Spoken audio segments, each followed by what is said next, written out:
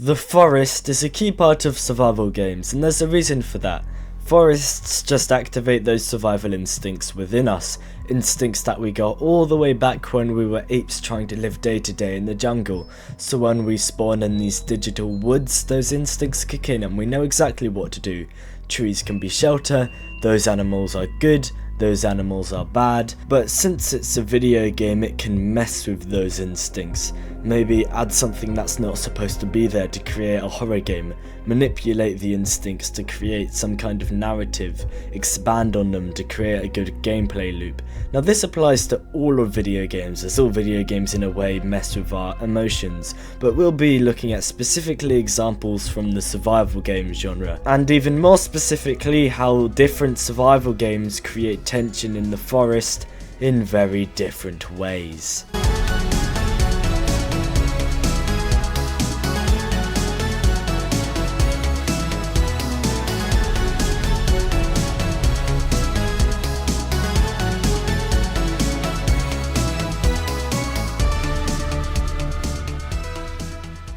So let's start this video off with some horror, and how are we supposed to talk about horror in survival game forests without talking about, the forest.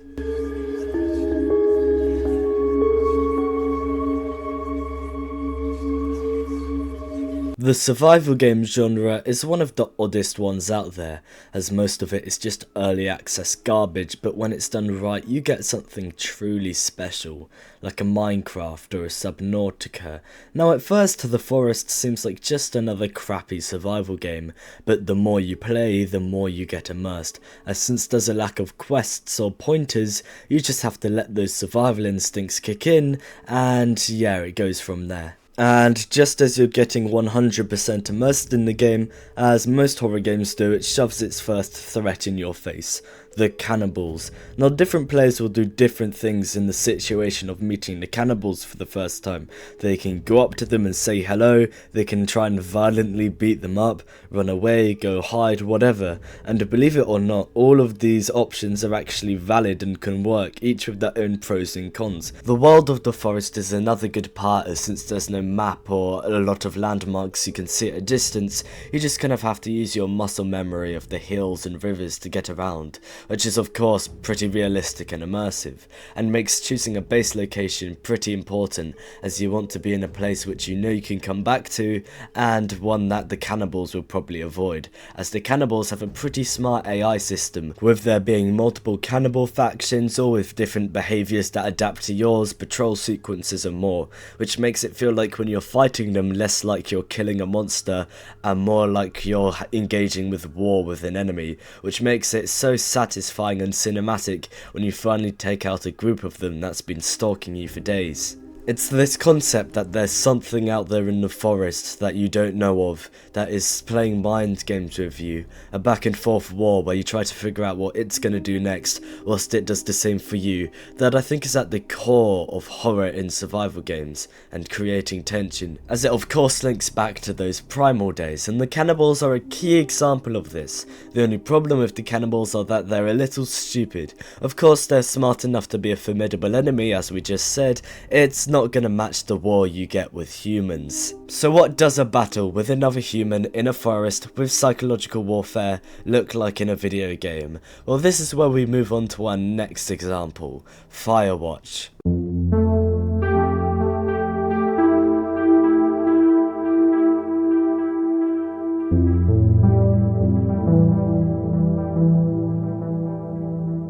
Now FIREWATCH isn't a horror game, nor is it even close to being a survival game, but it gets the point across about there being a threat in the forest you're having a back and forth with pretty well, so this is why we're talking about it. Now this game has a ton of layers and details, but I'm just going to get it out of the way that I'm only going to be talking about the threat, the villain of the game, as that's all we really need to talk about for the sake of the video. FIREWATCH is a narrative mystery type game where your job is to live in the forest and, well, watch for fires, with the gameplay mostly being walking about and talking to another fire watchman over the radio. Based on the gameplay, it'd be pretty hard to tell what the villain or threat even is, especially with the fact there isn't even a sign of life anywhere outside of the plants, and that's because the villain is portrayed through very subtle details that you slowly piece together to realise there's something else here. Now, the game makes it pretty obvious early on that the threat is another human, which in some ways makes it less scary, but in others more so.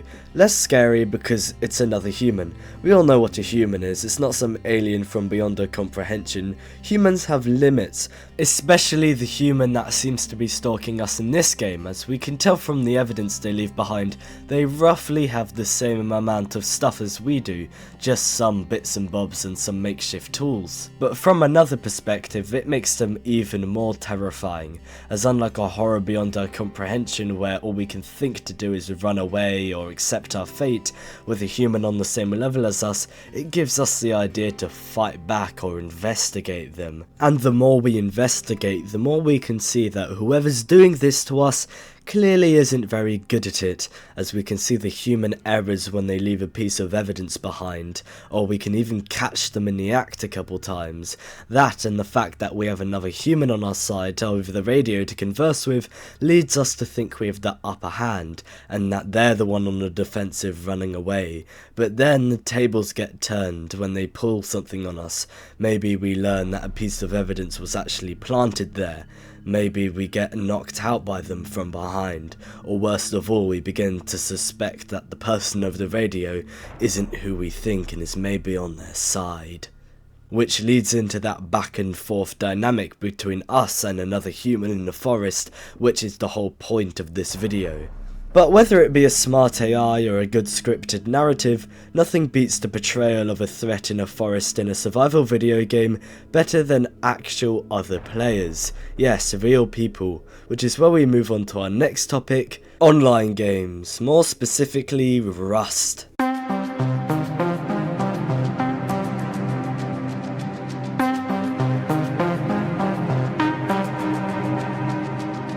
Rust is a simple online survival game on an island with PvP, and if it's online and it has PvP, that instantly means toxicity and war. As the second players start spawning in, they immediately start bashing each other with rocks, and chaos ensues. But as always, amongst chaos there is peace, as slowly but surely, alliances occur, trade-offs begin, and the slow domination of land takes over, and thus what was once just a simple game where people were killing each other evolved into a war economy. And the bigger your economy gets, the more attention it starts attracting.